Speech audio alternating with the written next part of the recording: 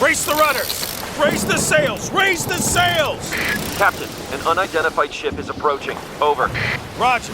Wait, is that an enterprise sales solution? Reach sales professionals, not professional sailors. With LinkedIn ads, you can target the right people by industry, job title, and more to reach the professionals who are more likely to find your ad relevant. Plus, with 1 billion members on LinkedIn, that means you'll have access to 130 million decision makers and 10 million C-level executives. That's a lot of millions of the right people. Get started today and see how you can reach the right buyers with LinkedIn's enhanced targeting tools. We'll even give you a $100 credit on your next campaign. Go to linkedin.com/MPN to claim your credit. That's linkedin.com/MPN. linkedin.com/MPN. Terms and conditions apply.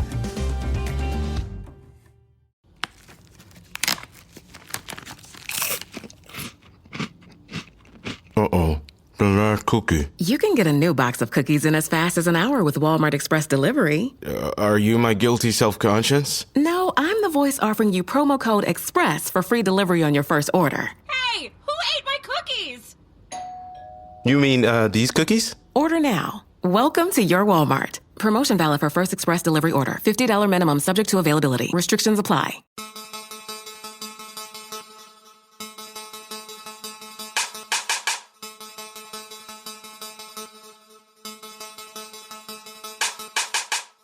Coming up on this episode of the Entrepreneurial You. How do you get from point A to point B to point Z? You have to have something written down. A lot of times people just do it all up here in the head, and we're so distracted by things we're going to forget something. So that's why I always try to basically create a roadmap for everybody.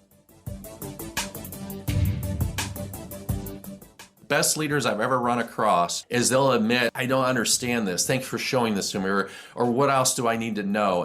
Hey, it's John Lee Dumas of EO Fire, and it's the Entrepreneurial You, the show for dedicated and passionate Caribbean entrepreneurs seeking daily inspiration, brought to you by author, speaker, and award-winning entrepreneur Heneka Watkis-Porter.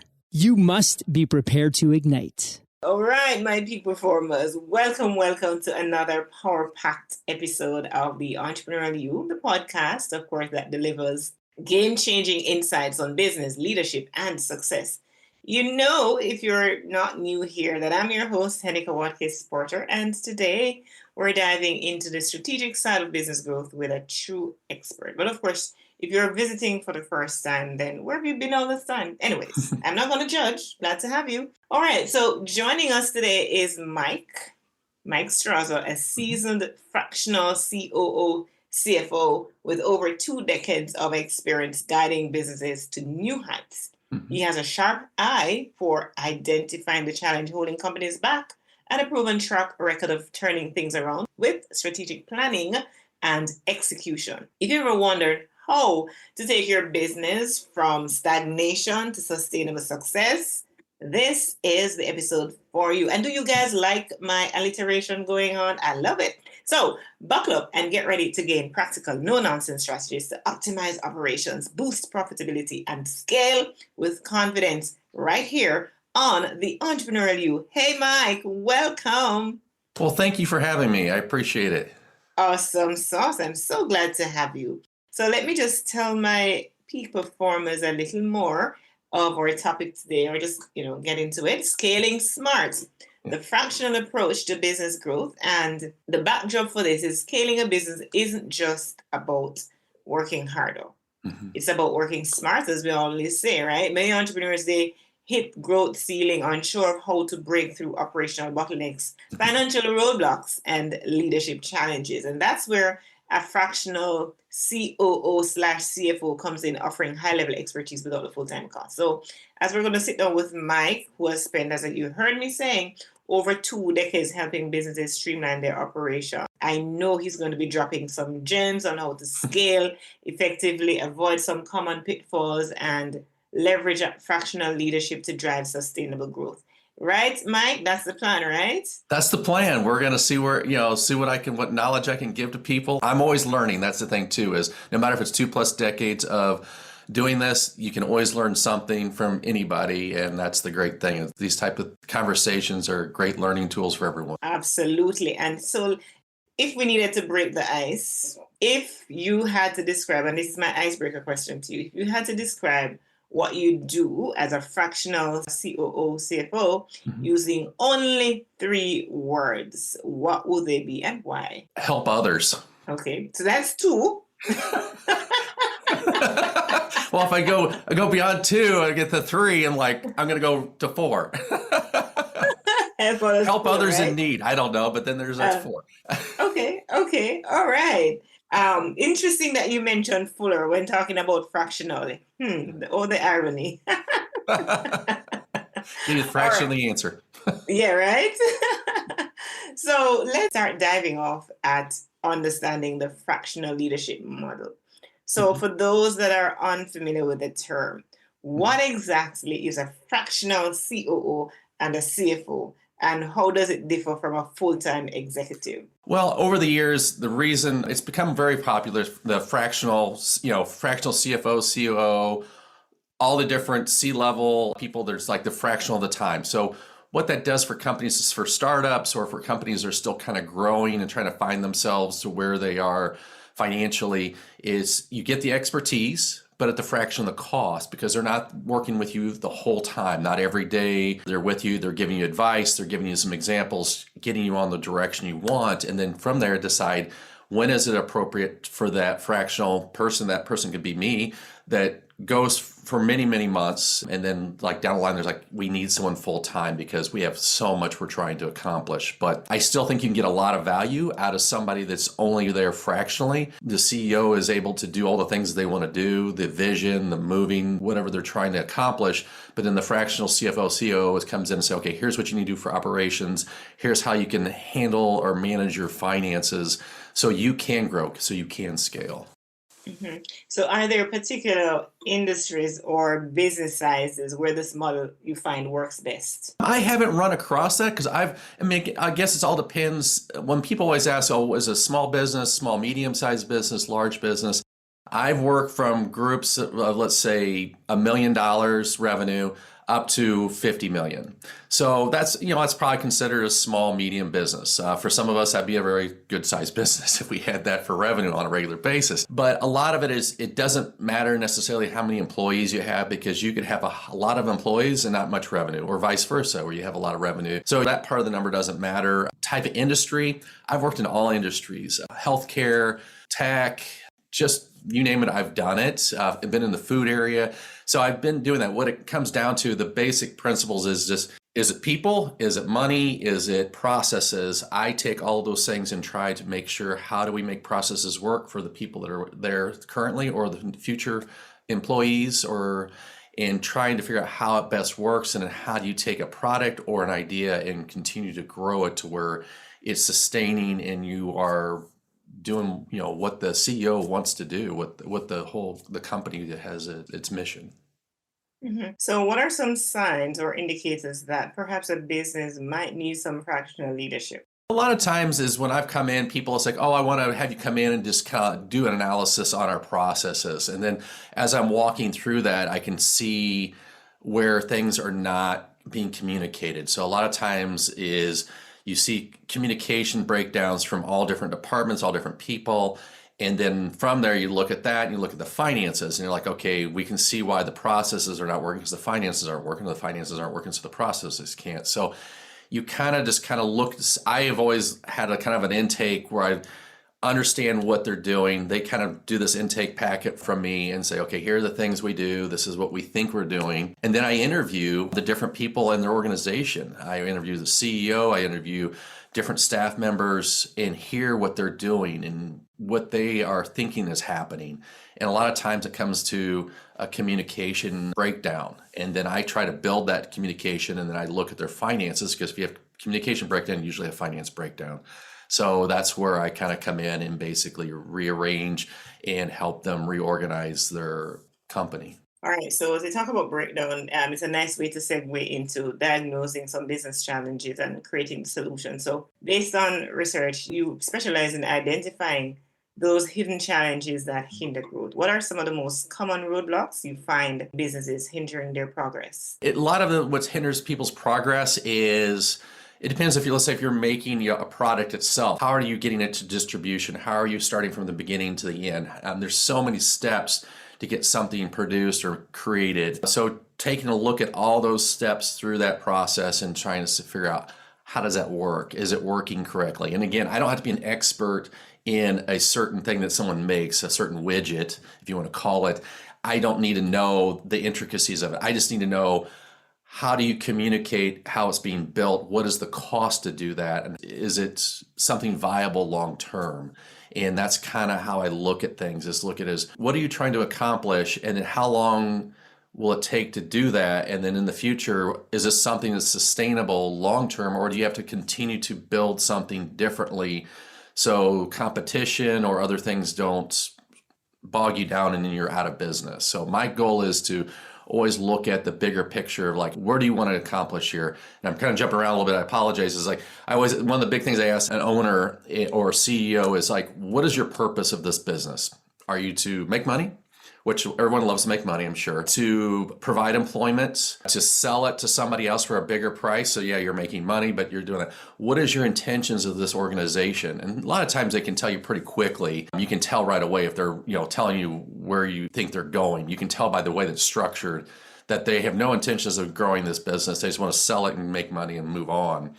Or they're looking, I want to provide to my community. I want to, what can I do to provide jobs? How do I do this? How does this something that's part of our community and grows? So I always start with that part, and then I figure out, okay, if that's what you want to do, then this is how I'm going to help you grow your business based off your priorities in the direction you want to go. And that's what I do to shape the direction. So obviously what you've just taken us through, Mike, is your way of assessing their operational and financial health so that you can make recommendations. Right. You see, you think you're ahead of me, so I don't even have to ask the question because you just go right into it. I love that. So please do share a real life success story where your strategic approach has, transformed a struggling business. Mm-hmm. It's like, take us through that journey. What was it like and what type of business, what industry was it? Mm-hmm.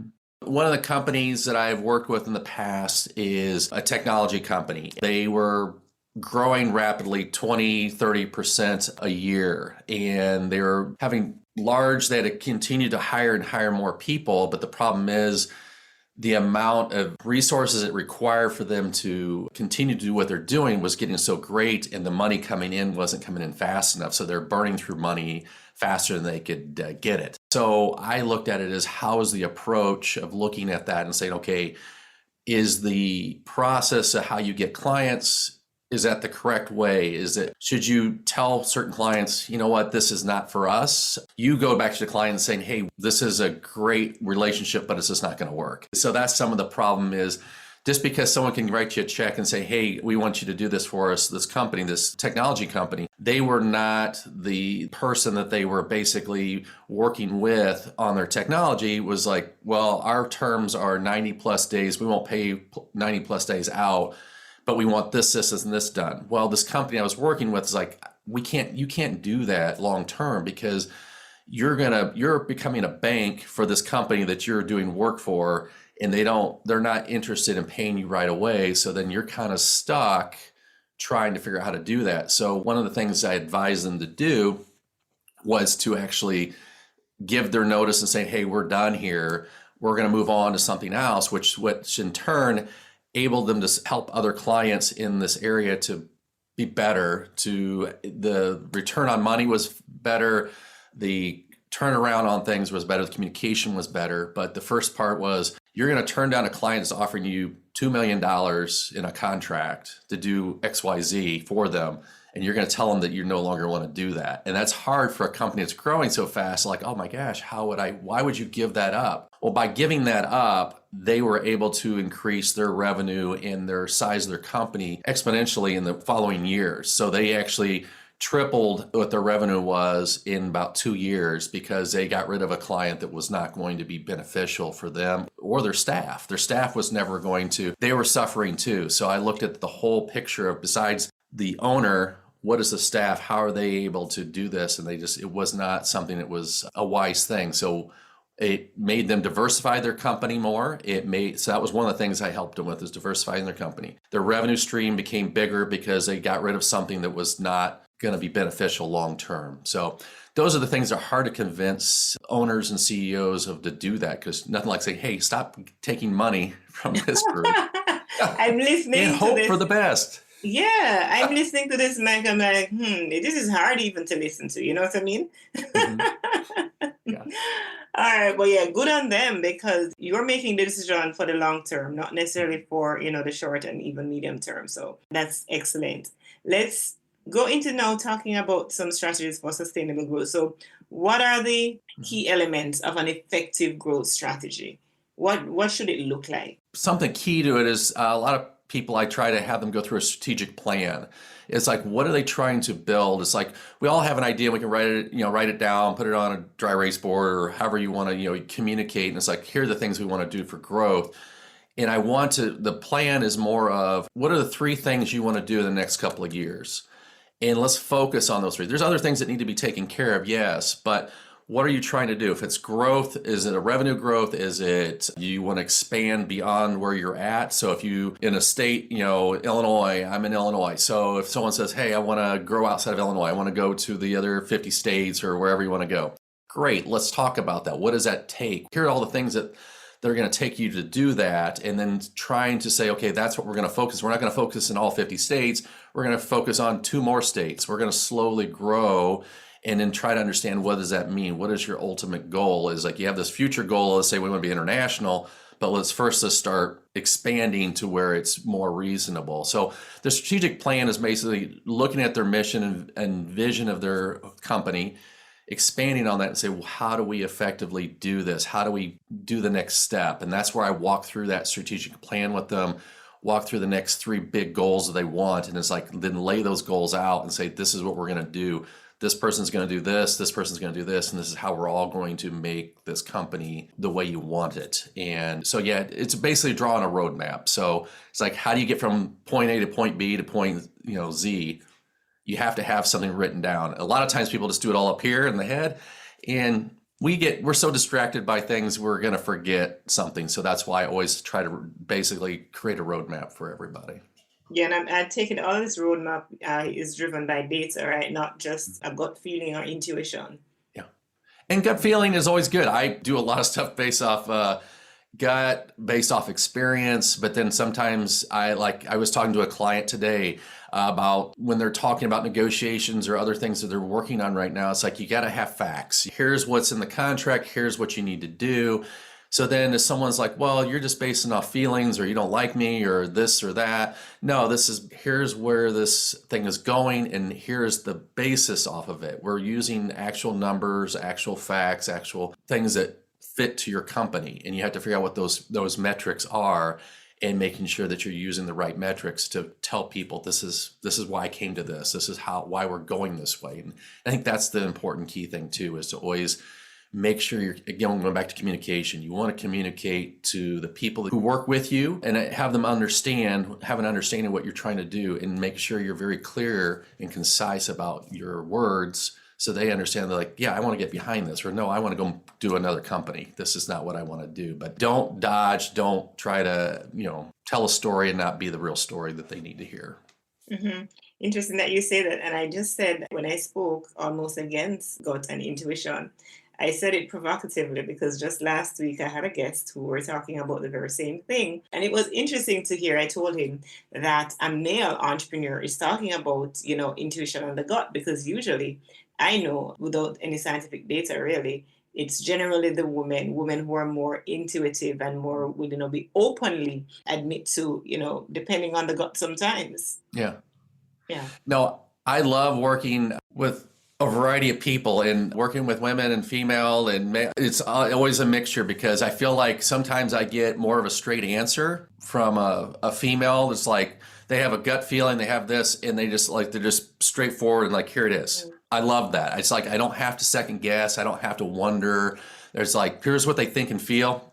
Awesome. And it's based by fact. It's based off things, but there is intuition, but it's like, there are people that have that knack for just knowing or just having a sense because either they've experienced it in life or that's just their natural abilities. And so, yeah, it's a little bit of mixture. It's like your ingredients, you're making something, and it's like the ingredients to take to do what just all depends. And some people just have this natural part of them that you can't even explain. It's like it wasn't a book they read, it's just life, and they are good intuition. So yeah, for my peak performers, I want to move into an area which I'm sure is of interest to you, as if the other parts weren't. Yes, they were. Financial optimization and profitability. So my question to Mike, cash flow is really a major issue in many businesses. Oh, yeah, mainly. Yes. What are some strategies based on your expertise to improve financial management? Yes, we're all listening. We're stopping everything. We're no longer multitasking, and we're all zoning right now. Yeah. Well, with cash flow, that's the key thing for cash flow, and understanding what that means, knowing your trends, your highs and lows in a year or however long you want to stretch it out. I'm working with a current client right now, just talking about cash flow. They've always based it off, well, what do we have in the bank? How do we do this? It's like you're in the moment, and that's great. But the problem is you cannot think about the future or think about how this is impacting you right now and how it's impacting your organization. So I try to explain by having things understood on when money's coming in and out based off your clients, based off what you're doing, seeing those trends, because everything has a trend. Everything I look at is there's always those disruptions in the market that kind of throws off those trends. But most of the time, you know your business and you know when money comes in and out. You know your clients, you know the things you're doing, and planning more ahead of that and understanding for future. So if you're borrowing money, so like you get to borrow money short term, you need to know when do you need to borrow it. But if you're not cash flowing everything, you're not managing your money correctly, you're all over the place. Banks are going to be concerned. Your investors will be concerned. And what I've been trying to do with people recently is like, okay, let's look at what you have now. And when the money's coming in, during the spring, summertime, let's say the May through August is really tight because the way your business is organized, it's really slow. So money is not coming in. Well, how are you leveling that off so you're not having that problem to where you're like, how do we keep everyone employed? How do we, do we have to borrow more money? But I've always found ways to say, well, during these other months, you're not necessarily collecting the money you're supposed to be. You have these invoices out, you have these things that you've done, the people aren't following the terms. So you've got to push them a little bit more to basically pay you. So when that cash is coming in, it covers through those, slow times. And people, it seems very basic, but a lot of times people they're reactionary every day instead of saying, how do I build a system that knowing that things do come up, but how do I know that three of the 4 months in the year are going to be slow and the cash is X. I have this much fixed cost, meaning employees, insurances, and all the other things that you have to pay, materials. Those don't change much. So knowing that how do you pay for that part when there's not that much income coming in. Mm-hmm. And let's look for those interested in scaling their business, how should they prepare financially before scaling or even taking on some major investments? Yeah, that's the thing is you have to look at it for scaling and I've said this before in the past and some of the stuff I've written is that everyone, it's like, okay, what do you want to scale? What are you trying to accomplish? And the goal is you could scale, let's say you're a $2 million company and you're scaling and you get to 5 to 6 million. But the problem is it's costing you more money to make 6 million than it did 2 million. So it's like, well, we made a big profit. And it's like, but going to 6, that's, 4 more. So do the math. I should be making a lot more money. And you realize, well, no, you now have to hire X amount of more people. There's some other types of materials and other costs that have grown, and it's basically overtaken what you were making profit wise. So yes, your revenue is up, but your profit's a lot less. You're taking less home. But some people look at that as like, well, you're so much more successful. And that's where you have to look at it as when you're scaling to the amount of customers, you're scaling to the size of your organization. What is that? So sometimes instead of going to 6 million, you actually have to go to 10 to 12 to actually see a better profit than you did when you're at 6. And you'll get back to what your profit was at 2 million when you get to 10. And it just doesn't seem, why would that be possible? And it's like, it's a bigger number. It's like, yeah, but there's more expenses. Some people were possibly at the 2 million. You had 1 or 2 people that were working 80, 100 hours a week, and they were family members, or they were somebody that was willing to do it for not next to nothing. Well, now you have to now bring in more people with that expertise, and you're like, well, now I have to pay them more, and that, there are more employees, more costs. So now you have to figure out what is the rate of your return. What do you have to make in order to make up the full-time person? So you have to figure out, how much do I have to do that? So there's equations that you basically have to figure out to how many full-time employees, part-time employees will take to get me to this number. And that's where I sit down and I walk those numbers out with people and saying, you need, this much more business, you need this much more to reduce your costs. And I don't like, when I say reduce your costs, I don't like to say, let's get rid of people. I'm not a big fan of letting people go so you can make more money. So that's kind of where I go with some of that. Awesome. So we know great companies are built on effective leadership, positive mindset, and just an ability almost to foresee, forecast.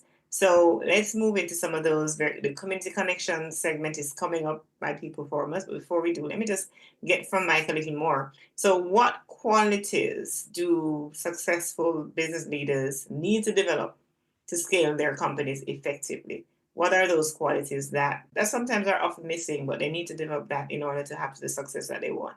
Well, a big thing, again, it seems so basic, is the first thing is a leader really needs to be able to communicate. We think we do. We think that we communicate the right words, and time and time again, I'm reminded, a lot of us are not most effective communicators. We know what we mean, but we don't say it verbally out in writing or communicating in person. Is like we're saying one thing and it comes out something different because the other person is hearing something else because of where they're at. And again, another example of that is just a couple days ago, working with 2 clients, trying to negotiate a very big deal for them for an acquisition.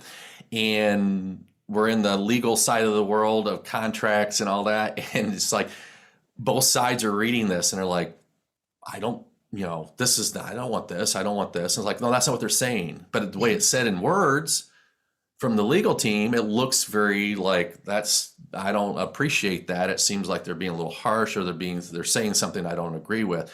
And I was like, no, that's not what they're saying. And then I have to be the middle person to bridge the communication. So communication is one of the big things as a leader. Definitely, you always say lead by example. It's like you, as a leader, we cannot forget that we need to continue to lead and be in the front, but also too, we need to be with everybody and trying to say, you know what, I can't do this without anybody. I cannot do this without other people. This is something you have to understand. So there's a little bit of humility and a lot of just saying, we got to be as a team. And that's something that employees and other people will pick up right away if you're kind of lying to them or telling them like, oh, I'm with you. And you're like, no, you're not. And I think that's where you have to make sure you're leading by example and showing people that, hey, I'm in this with you. I'm going to be doing this, and this is how I'm doing things. That is a big important thing they have to do. And understanding finances, leadership, not everyone, just because you started a business doesn't mean you understand finances. Yes, don't throw stones at me like that, Mike. Be nice. I wish we were all financially literate, but we're not. I mean, I'm always learning new stuff, but it's just like sometimes, and then doing it in a way to explain to the leader, like, hey, this is what this means, because sometimes they don't. And that's some of the best leaders I've ever run across is they'll admit, like, I don't understand this. Thanks for showing this to me. Or what else do I need to know? And those are things that people are willing to learn and not be afraid to say, well, I've gotten to this level and everyone perceives me as this person and my persona is this. If I ask this question, this is going to look bad. So instead, they don't ask, or they push it off to somebody else and then it never gets answered. And it's just like there's a deficiency. And that will hurt a company, because if you have several people that do that in a company, it's not going to be very strong of of a company if people are just lacking the knowledge and not willing to ask. Yeah. So it's an evolving landscape, rapidly evolving landscape. Let's talk adaptability in order to maintain that competitive edge. Mm-hmm. Yeah, I think you just, again, how do you, like you said, competitive edge, how do you continue to have that competitive edge? And it's just like you constantly have to be looking and learning through other people and just through your own mistakes and other things. And that's, again, going back to, what is a fractional CFO, COO? Is somebody that has the experience and the knowledge in multiple areas, that has helped people succeed and is willing to do that for me, my only purpose is I want to see people succeed. I want to see them succeed more than I have ever have. It does not bother me. It's like I'm excited to see someone's like, wow, by helping them, they took off and their company is just amazing and they now have the tools to do this. And that's what I want. That's, for me, is more of this is my purpose, is I want to be able to give people the opportunity to do more than I ever did. And I've learned from my things of growing my own businesses. And that's why I want to teach people how to do it themselves. All right. So it's the community connection segment we're heading in right now. We have one last question to ask you when we get back, Mike, but let's do the community connection. So in this segment, I continue to invite you, our peak performance community, to share your reviews, your questions, your feedback, just so you can engage with me, right? So this week, I'm sharing another podcast review, and it comes from Dr. Don McDonald out of Canada. He says, great info. This podcast is full of great tips and pointers to help you live the life you've always wanted. I recommend you take a listen. Great job. Thank you, Dr. Don McDonald. And if you've not shared a review with us just yet, I encourage you to do that. The more you engage, the more the algorithm shows up and helps somebody else who needs to find this podcast. So help us help others. Yeah, sharing is caring. All right, thank you so much. So I'm coming back to Mike Straza, and we're talking all things fractional COO, CFO. And for those who, on the off chance, Mike, who still are, what is a COO? Who is a CFO? Let's tell them. And while you're telling them, you give one, if you were supposed to give just one piece of golden advice to an entrepreneur looking to scale, what would that be while you're giving the definition? That's a good question. What knowledge? Well, first, it's like, COO, Chief Operating Officer, basically is all operations. And that is where that person is taking the overall bigger picture of the whole company and figuring out how do we operate this organization in the most effective and efficient way, and how does that work from top down, top up, however you want to do it. How does that work? But then the CFO side of things is dealing all thing finances. And the great thing for me is, since I've done both and I've been involved in both, I understand what they both need. I understand what a finance person needs and how to make numbers to make sure that we can, you can scale, you can build, you can do the things you want, because the finance person is going to be looking at numbers only and like, okay, how do we make this work? These numbers don't add up.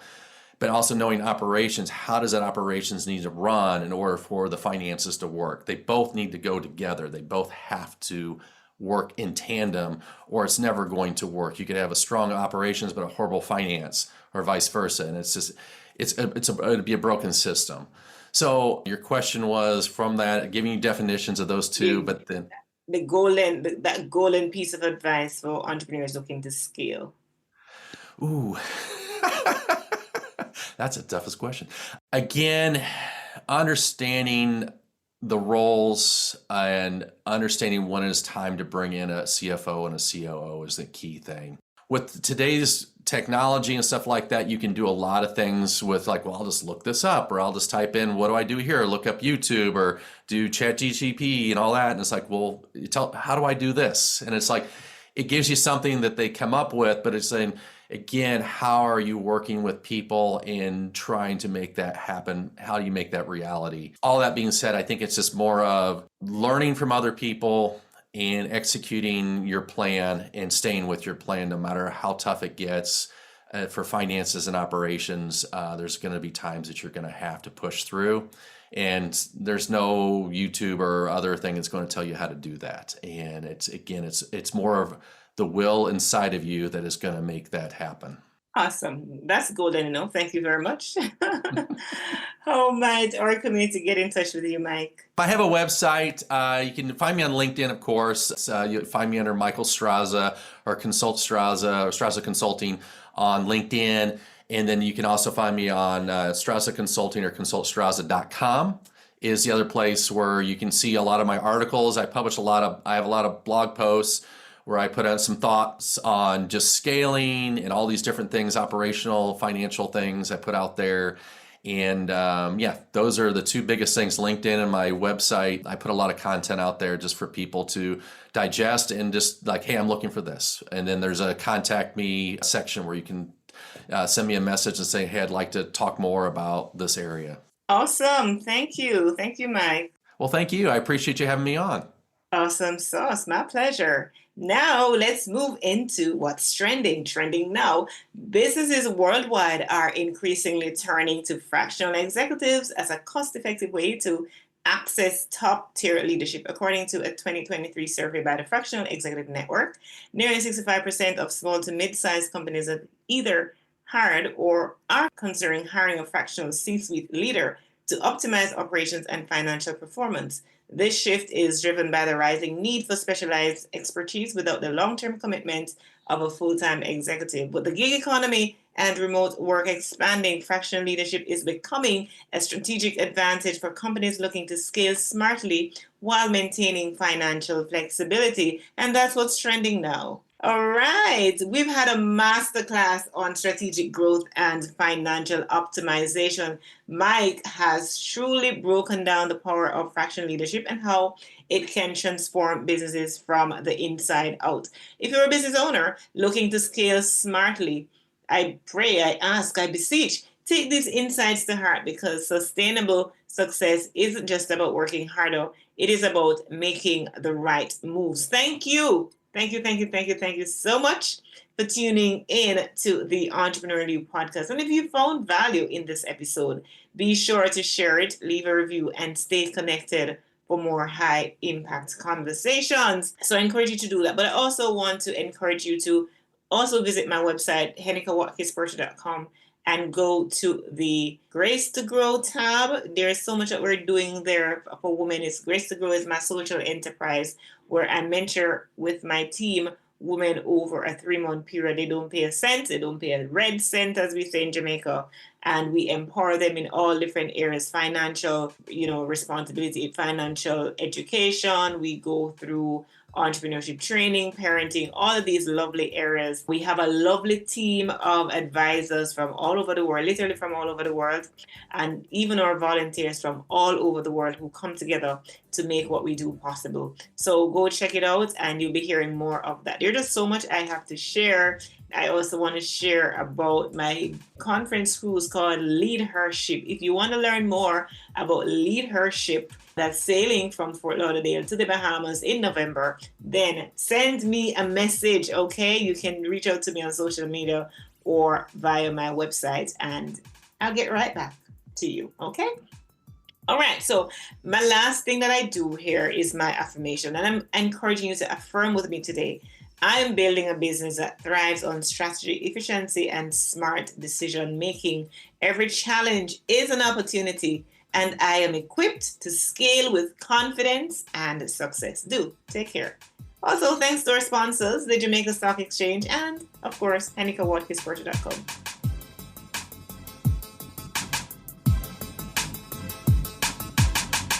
You may know you're listening to this show along the Marketing Podcast Network, but did you know there are other great shows on MPN to help your business? Robbie Samuels hosts the On the Schmooze podcast. Robbie, tell listeners what to expect from the show. Since 2015, I've interviewed entrepreneurs who overcame challenges to achieve success in their field or industry. Tune in to On the Schmooze to listen as I ask deep questions to elicit untold stories about leadership and networking. And where can people subscribe? Find the show at ontheschmooze.com or on marketingpodcast.net, or just search for it wherever you get your podcasts. You heard them. Go subscribe. This podcast is heard along the Marketing Podcast Network. For more great marketing podcasts, visit marketingpodcasts.net.